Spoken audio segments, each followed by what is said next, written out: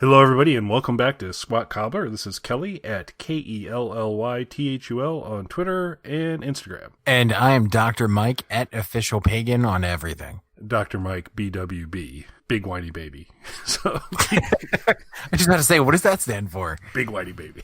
So we are back. We are back to discuss playlist exchanges this time, where Mike and I have been putting together a collection of 6 songs. Sometimes there's a theme, sometimes there's a common artist. Different things are going on, and we share with each other and kind of try and introduce folks to some stuff they may be a little familiar with or a lot familiar with, but hopefully it's some new material. And so I chose for this, after Mike was kind enough to treat me to a country playlist on a recent effort, I said I'll give him kind of a moderate dose of 50s, 60s, doo-woppy kind of stuff for the most part, and other things done by John Entwistle of The Who. John Entwistle had a pretty active solo career going on while The Who was together. He was releasing albums about once a year for 3 or 4 years. Then the gaps started to get larger between them. And so I included a cross-section and it goes basically in sequential order from the various solo albums.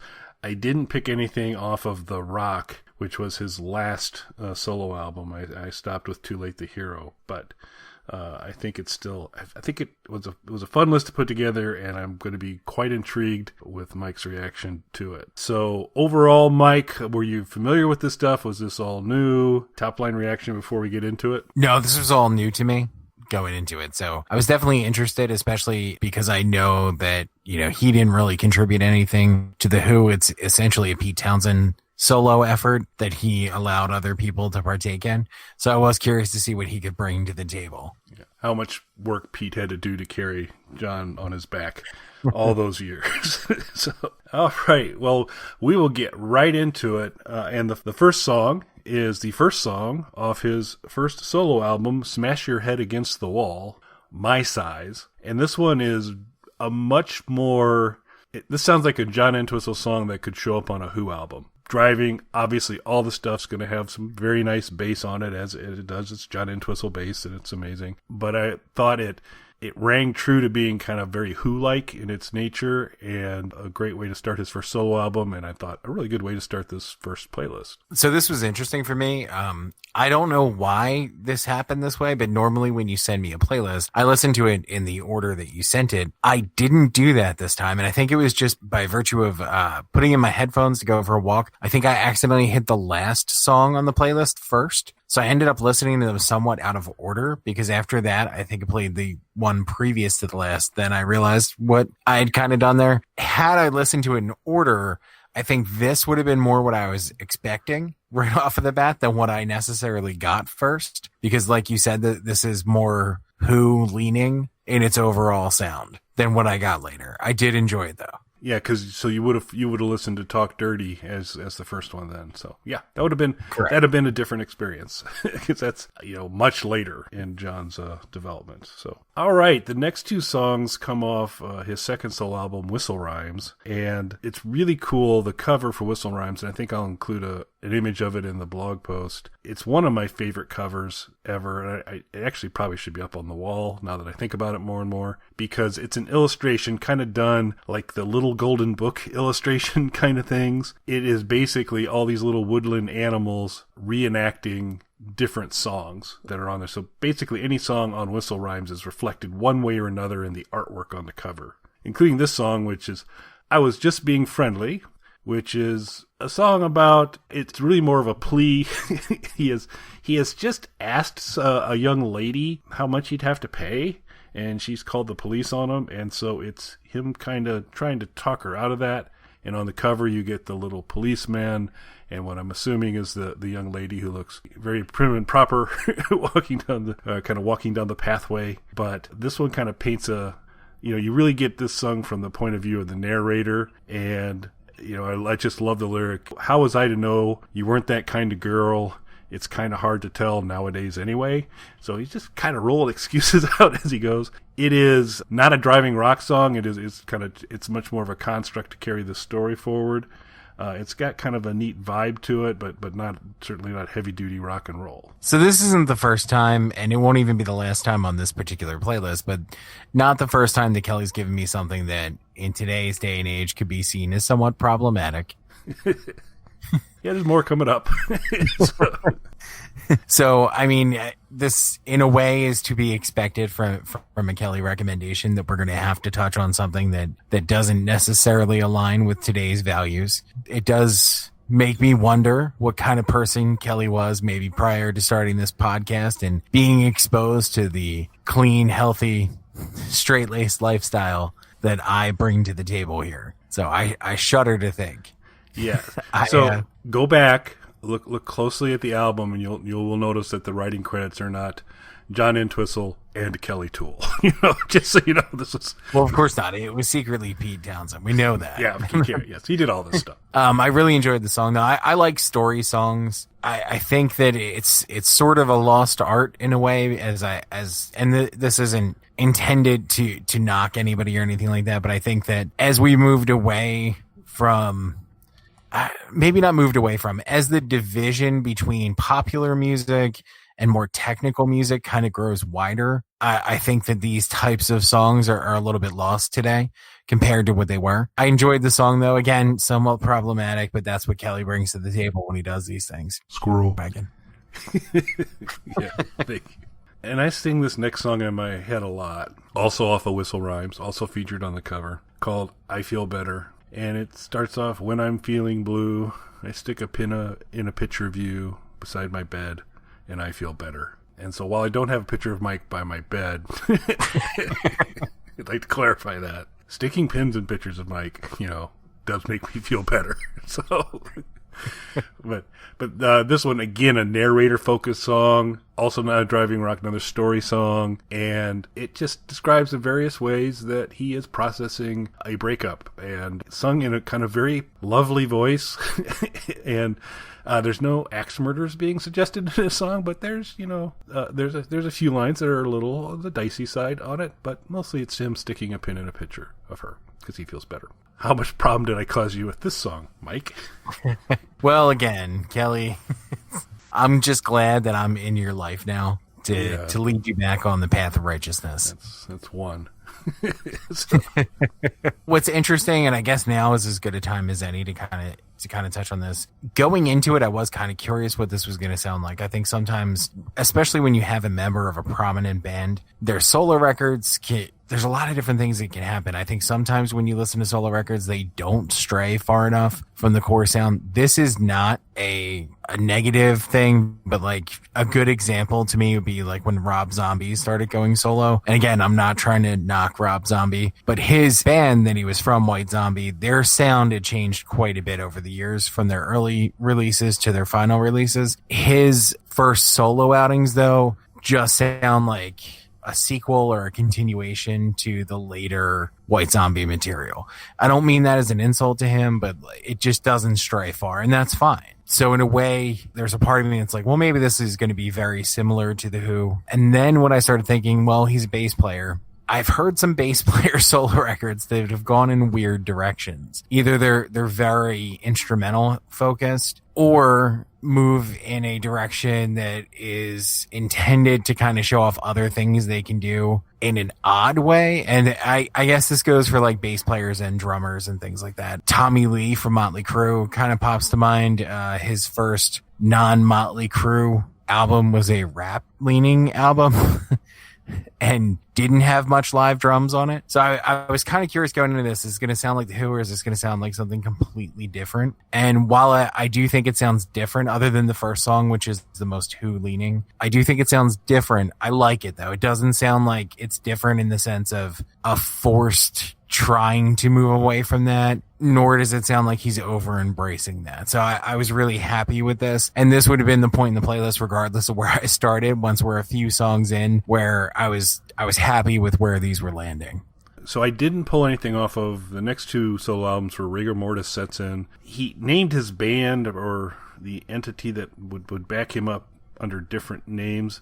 There was Ox at one point in a time, which is his nickname in The Who. There was Rigor Mortis as well. Rigor Mortis Sets In was another solo album. I did not pick anything off of that. I took the next two off of Mad Dog, which was done with the kind of the Ox under the Ox moniker, and was tough because I had to do a coin flip between Leg Peggy and Roller Skate Kate for inclusion in the playlist.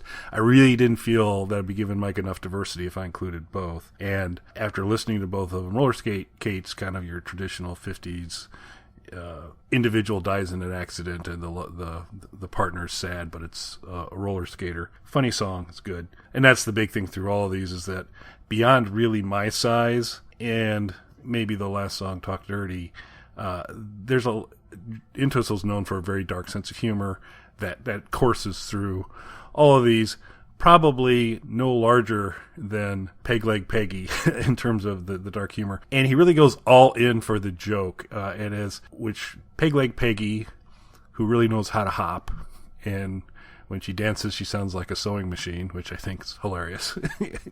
But then he needed to kind of have other characters through the rest of it. So you have a wide mouth Winnie, who really knows how to kiss you. And then four-eyed, I don't remember her name, but there's a four-eyed girl. And she truly has four eyes. So it got a little sketchier as we went through the song in terms of his main protagonist. But having a song where he talks about when she sounds like a sewing machine, I just loved. Thought it was hilarious. So I'm sure this troubled you, Mike, took you to a dark place, but what did you think of Leg Peggy? And he's also getting much more 50s kind of doo-woppy kind of sounds, these next two songs. So obviously I'm a huge 1950s doo-wop kind of guy. Yeah, of course.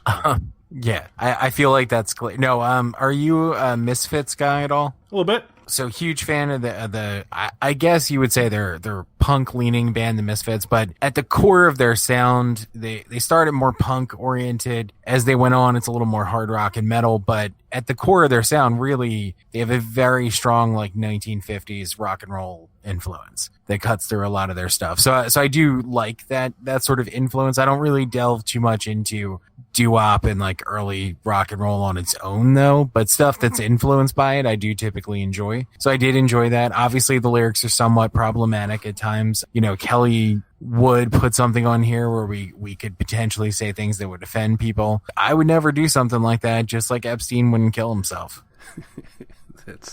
That's the kind of straight up guy you are, Mike. Really appreciate that. Speaking of which, did you watch the Epstein Netflix documentary? I did. Holy crap. I'm not through yet. I started it. Spoiler alert. They're all dirtbags. They're incredible. It's a world of dirtbags. It's amazing how many. Oh gosh, it's horrific. Yeah, I feel like it's not going to get better as it progresses. No, and here's where he went and brought water to the tribes in Africa. There's not that scene.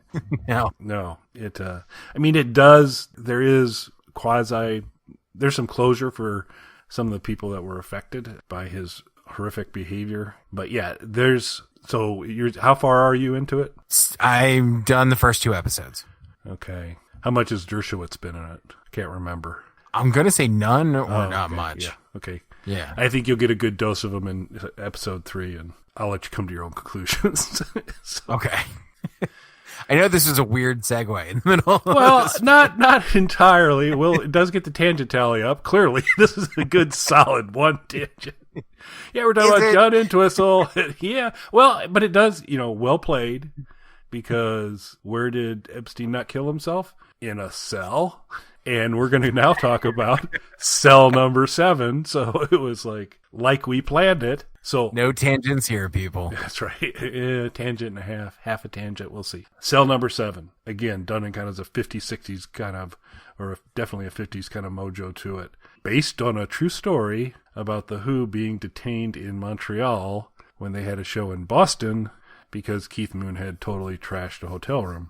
And the whole band was being held. And so this is a recounting of that evening And so while the Who is mentioned a lot in this song, it's definitely kind of a 50s kind of sound to it.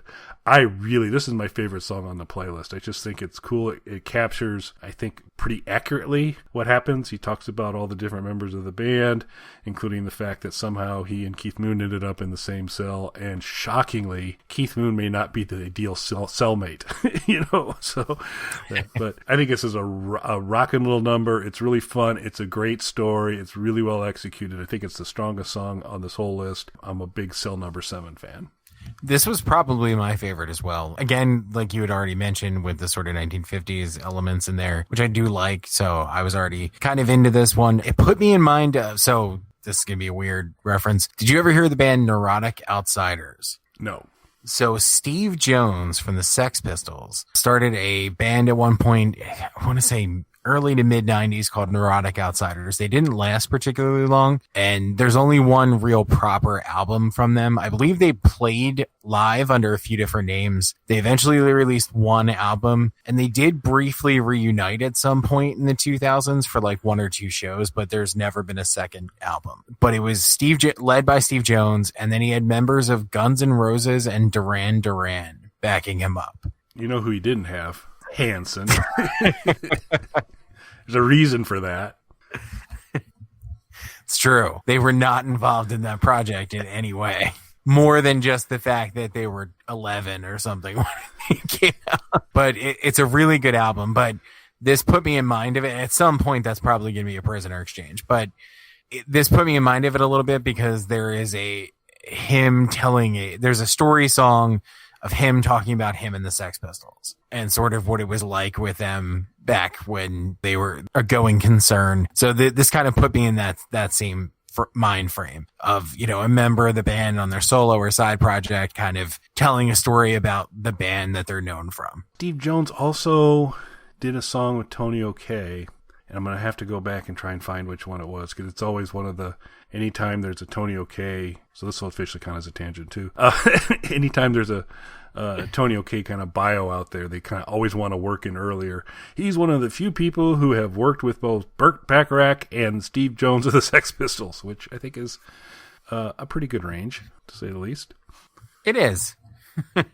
But Tony O'Kay, Burt Bacharach, Hanson, Steve Jones, none of them were on Cell Number 7, but it's still a great song. And then we wrap it up. So go ahead. I was going to say, are you a Burt Bacharach guy? Am I a Burt Bacharach guy? I am not. Even his work with Tony O'Kay, while mildly redeemed, I'm not a big fan of. That's fair. So, Smash Your Head Against the Wall, Whistle Rhymes, Rigor Mortis Sets In, Mad Dog, they all kind of dropped about a year apart. They were all fairly close. And then there became a very long gap, at least 10 years, I believe, before John did another solo album. And that was Too Late the Hero, which is mostly John Entwistle. Joe Walsh does the guitar on it. And I wish I could remember the drummer now, but it was mostly the three of them handling all the instrumentation. It's a pretty good album. Might be a Prisoner Exchange down the road. There is kind of a true blue tongue-in-cheek. He's a bass player, so you want to have kind of a disco song. So there's kind of a more true blue disco song on the album. This is not it. This is clearly, as you listen to Talk Dirty, you can tell that this was probably written by a bass player because the bass is really the lead instrument on this. It's a really quick-moving, rocking song. A lot of wordplay, White House, outhouse kind of combinations of things. It's a really witty set of lyrics. In fact, it was such a, what I thought, witty set of lyrics that the link that's included in the playlist you'll find on YouTube is actually the lyric video.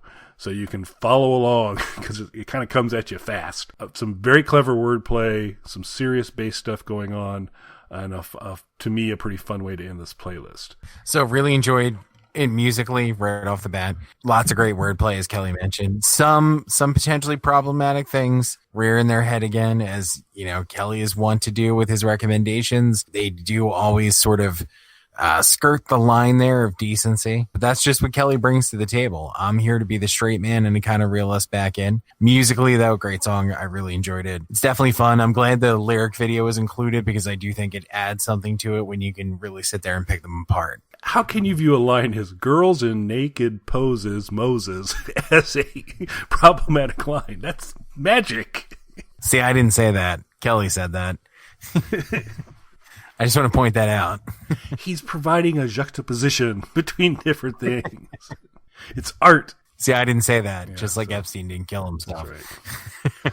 So I think we better wrap this up so Mike can get to his next book burning so that he can kind of crush free artistic thought. Overall, it sounds like you enjoyed a spin through some of Mr. Entwistle's solo work then? I did. Totally unfamiliar with this and didn't know what to expect going into it. Like I said, solo projects sometimes can lean too heavily on the core band sound or maybe go too far off. And whether in an attempt to be experimental or just an attempt to distance themselves from the sound, maybe tread so far that it's not good anymore. I feel like this found that great middle ground that a solo record should have. Very cool. Well, we will be back with more prisoner exchanges, maybe a review of a Netflix series on Epstein. Who knows? But we'll see how it goes. But we should. I feel like that is one we might want to cover. What could go wrong there? Yeah, I think it's important to watch to kind of just to understand how the rich and connected can sometimes do some pretty amazing things, and some people don't get justice, and that's pretty depressing to kind of see, because that's another. So Dershowitz, in my opinion, does not come out of this looking good at all. The only person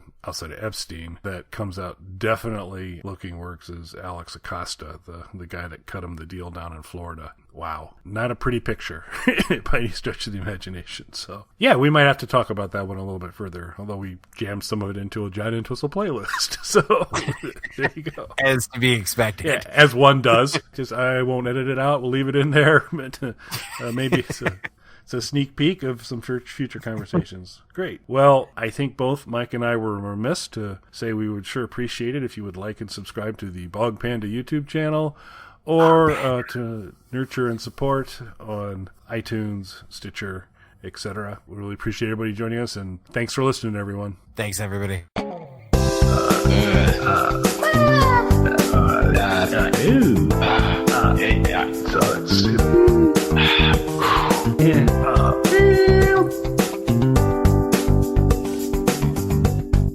right, I'm going to stop the broadcast.